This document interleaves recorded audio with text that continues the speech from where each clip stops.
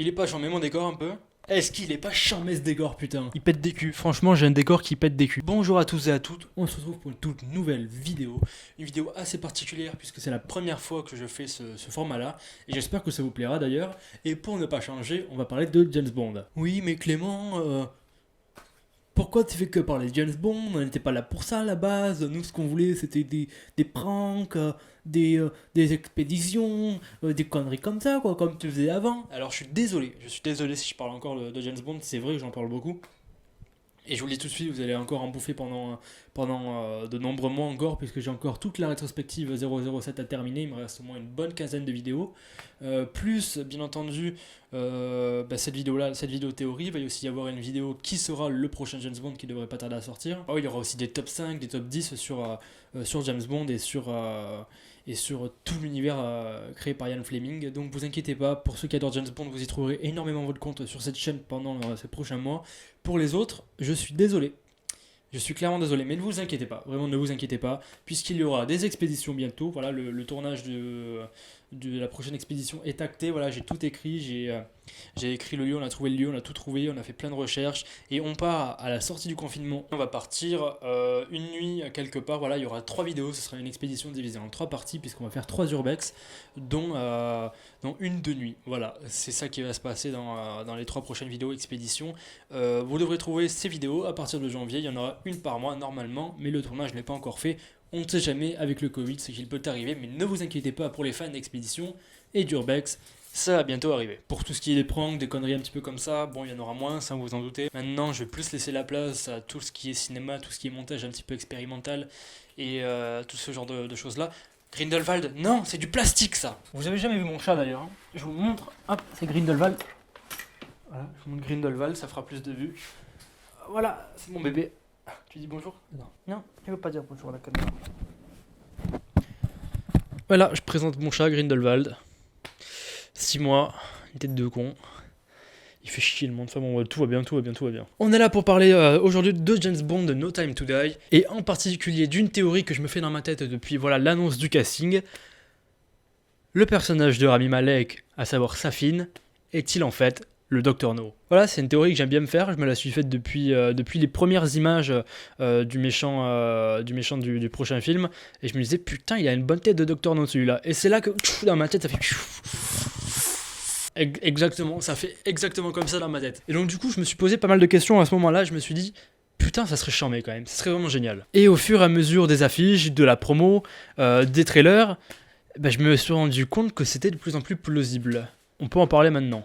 On peut en parler, franchement on peut en parler, et j'aimerais bien vous étayer mes arguments. Alors bien entendu c'est une théorie, ça se trouve ça ne sera pas vrai, voilà, parce qu'on le sait, voilà, la saga James Bond aime beaucoup faire des petits clins d'œil subtils comme pas subtils dans tous ces films-là, aux anciens films, donc s'il faut c'est juste des clins d'œil et c'est tout, on ne va pas aller chercher plus loin. Mais ça se trouve c'est vrai, et si c'est vrai tant mieux, si c'est pas vrai, tant pis, mais tant mieux aussi en même temps, je m'en fous un petit peu, c'est une petite théorie que j'ai envie de me faire comme ça, qui est plutôt cool, et en plus, voilà, c'est le confinement, je me fais chier, je fais que penser au film, alors forcément, j'aimerais bien vous la partager. Donc voilà, n'hésitez pas à me dire ce que vous en pensez, si vous avez d'autres arguments, pourquoi pas, si vous avez même une autre théorie à faire sur le film, je suis tout oui. C'était dur à dire, j'ai mis 5 fois pour le dire. Attention, on est prêt, c'est parti. Comme vous le savez, si vous avez regardé ma critique de Dr No, le Dr No est le tout premier film de la saga James Bond. Voilà, c'est celui qui affrontait pour la première fois Sean Connery en 1962. Rien que ça, putain. En plus, c'est un méchant qui est apparu en fin de film, en plus, c'est pas non plus le plus grand méchant du siècle, mais il a le mérite d'être quand même le tout premier, ce qui lui vaut forcément un statut de culte. Même si personnellement, je le trouve très très bon, mais pas si marquant que ça au final. Pour cela qu'il aurait peut-être besoin d'une bonne réinterprétation. On est prêt? Allez, on est prêt. Je vais retrouver tous ces petits arguments. Ça se trouve, parfois, ils seront un petit peu pétés, hein, je le conçois, il n'y a pas de souci. Mais autant, il y en a vraiment que j'adore. Premier argument, l'hommage. Voilà, le tout premier film de James Bond a commencé en 1962 avec le personnage de Sean Connery en James Bond et avec comme antagoniste Dr No interprété par Joseph Weissman. Alors voilà, premier film Dr No, dernier film de Daniel Craig. Pourquoi pas faire dans l'hommage et prendre Dr No aussi, histoire de boucler la boucle. Pourquoi la dernière apparition de Craig n'en ferait pas de même? Deuxième argument, la mythologie 007. En 2015, pour ceux qui ne le savent pas, il y a eu bien entendu l'annonce du prochain film James Bond, qui était du coup 007 Spectre. Et là, tous les fans en sueur, tous les fans le savent, tous les fans se disent putain, le Spectre, Enfin, le Spectre, c'est une organisation voilà, qui est très connue dans l'univers James Bond, puisqu'il est apparu dans beaucoup de films, notamment les tout premiers avec Sean Connery, et qui est orchestré par le méchant le plus emblématique de la saga, à savoir Ernst Stavro Blofeld, qui apparaît dans On ne vit que deux fois, dans Au service secret de Sa Majesté, et Les Diamants sont éternels, et bon allez, la petite introduction de Rien que pour vos yeux.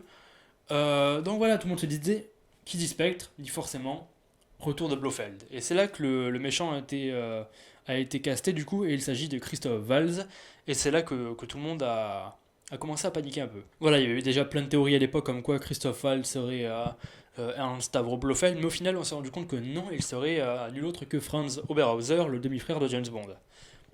C'est ce qui se disait, et puis même Christophe Waltz disait aussi non, vous inquiétez pas, je suis pas Blofeld, hein. Faut arrêter de dire des bêtises, les enfants. Alors qu'au final, quand on a vu le film, on sait tous que Christophe Waltz incarne Ernst Stavro Blofeld, le numéro 1 du Spectre, le plus grand méchant de la saga, Ernst Stavro Blofeld. Et donc voilà, il l'incarne. C'est comme ça, ils ont fait revenir un personnage culte des tout premiers films de James Bond, ils l'ont fait revenir. Donc voilà, pourquoi il ne ferait pas pareil avec Mourir peut attendre, avec Dr No, ça serait complètement plausible. Je ne vois pas ce qui pourrait les empêcher de revisiter ce nouveau personnage à la sauce année 2020. Moi je dis pourquoi pas. Ils l'ont fait avec Blofeld, ils peuvent très bien le refaire avec Dr No. Voilà, ça serait vraiment ces méchants-là revisités à la sauce année 2020, les plus grands méchants de la saga, réécrits avec de nouvelles motivations, et peut-être essayer de faire mieux, peut-être essayer de les faire découvrir à un public plus large et à un nouveau public, une nouvelle génération. Troisième argument, la ressemblance et le code vestimentaire. Impossible de le nier, le personnage de Rami Malek ressemble énormément au personnage de Dr No. C'est ce qui m'a frappé le plus d'entrée, c'est vraiment la ressemblance physique. Déjà, on peut le voir, ils ont carrément la même gueule. Voilà, on met les deux images à côté, ils ont carrément la même gueule, ils ont la même coiffure. Ils ont bien entendu aussi le même col vestimentaire. Regardez ce putain de col Mao que le Dr No porte. Et regardez maintenant le personnage de Malek. Il porte également aussi un col Mao. Déjà, juste ça, moi je trouve que c'est quand même assez frappant. Puis même, regardez ces deux images, voilà. Dr No 1962, le personnage est derrière lui un fond bleu. Rami Malek, Mourir peut attendre, le personnage avec derrière lui un fond bleu. Voilà, c'est tout. Moi personnellement, j'y crois beaucoup, vraiment, je suis à fond sur cette théorie-là. Ça se trouve, c'est complètement fou, c'est complètement bidon, et je m'extase tout seul, mais c'est pas grave. Ensuite, la caractéristique principale du Dr No, c'est également sa main, voilà, qui s'est fait exploser, un truc comme ça. Il a une main un petit peu chelou, une main en fer. Voilà, cette main-là. Et là, vous vous dites, mais écoute Clément, ça peut être Dr No, mais Rami Malek n'a pas de main en fer. Eh bien, écoutez, on ne le sait pas. On ne le sait pas puisque les mains de Rami Malek sont H24 cachées par la promo du film. Voilà, regardez juste ces images-là. Il a tout le temps les mains hors champ ou alors elles sont cachées par quelque chose. Ou sinon, voilà, il y a quand même quelques images promotionnelles où on voit le méchant avec ses mains en entière, mais il se les touche sans arrêt. Vraiment, H24, on dirait qu'il a envie de cacher quelque chose, tout le temps en train de se les toucher.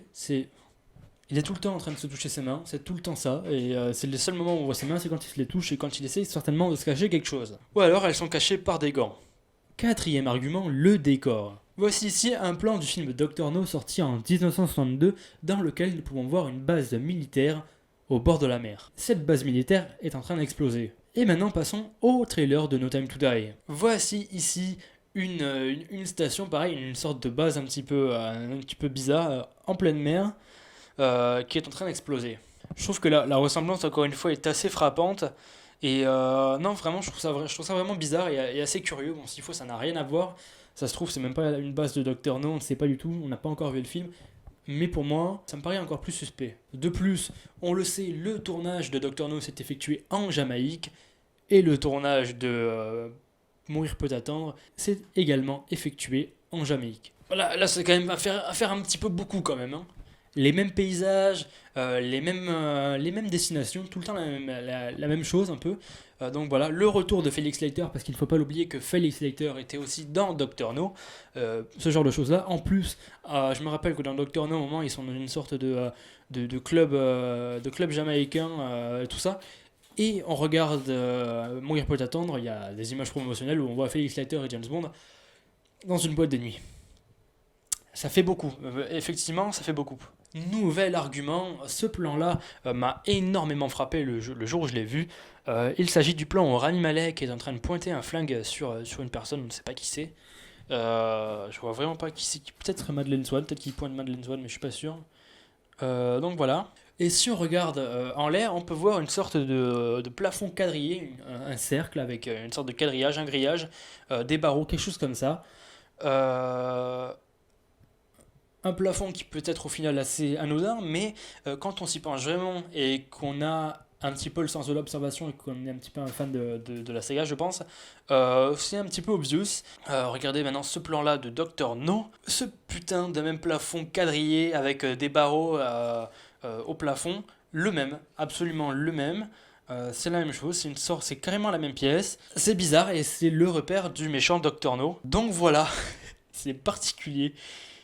Voilà, même pièce. J'ai l'impression que c'est le même plafond. C'est vraiment la même chose, j'ai l'impression, hein. C'est la scène où le professeur Dan va chercher la tarentule pour tuer James. C'est le même plafond. Le même plafond dans la base de Docteur No. Là, franchement, je trouve ça vraiment très très gros. Je sais pas si vous l'aviez remarqué, ça dans les trailers, je pense que vous l'aviez remarqué. Enfin, les grands fans de James Bond, je pense, l'ont remarqué. Nouvel argument, voilà, Docteur No, voilà, cette scène-là où on peut voir des personnes habillées en chimiste avec des combinaisons anti-radiation dans la base du Docteur No. Voilà, c'est plutôt sympa. Et maintenant, plan du film Mourir peut attendre, plan du trailer, on peut également voir des personnes avec des combinaisons anti-radiation dans la base du méchant. Bon, nouvel argument, peut-être que là j'abuse un tout petit peu, mais bon, le code vestimentaire pour moi c'est quand même assez primordial quand on veut faire des petits clins d'œil, ça a été fait dans plusieurs films. Sur ce plan-là, une des toutes premières images promotionnelles du film No Time to Die qu'on a eu depuis le tournage, on voit James Bond avec ses bretelles, qu'il est BG, Daniel Craig il est vraiment très très beau. Et on peut voir voilà, qu'il a une sorte de polo blanc qui a bien morflé, voilà, il y a des déchirures un petit peu partout. Et c'est un petit peu la merde, on voit bien que il n'est pas en forme, hein, son polo n'est pas en forme. Et maintenant, nouveau plan du film Doctor No en 1962, Sean Connery porte également un polo blanc qui a l'air d'avoir bien morflé sa race. Et oui, on en est là, jusqu'à jusqu'à analyser ces putains de codes vestimentaires. On en est là. Voilà, même polo. Et je vous ai gardé le meilleur pour la fin, vraiment c'est mon préféré de tous.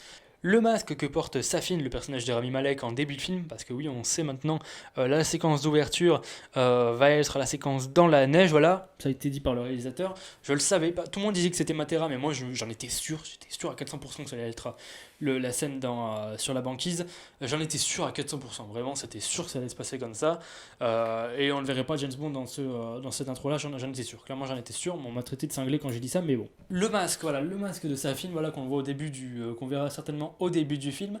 On le voit, il porte un masque blanc un petit peu déchiqueté. Et comme on le sait, le Dr No, voilà, le véritable Dr No de 1962, est un fanat de la culture japonaise. On peut le voir un petit peu partout dans sa base et dans son antre, dans la scène principale du film. On peut le voir pendant qu'il parle à James Bond avec plein d'objets un petit peu de la culture japonaise derrière lui. Et là, on peut voir que le personnage de Rami Malek en porte un.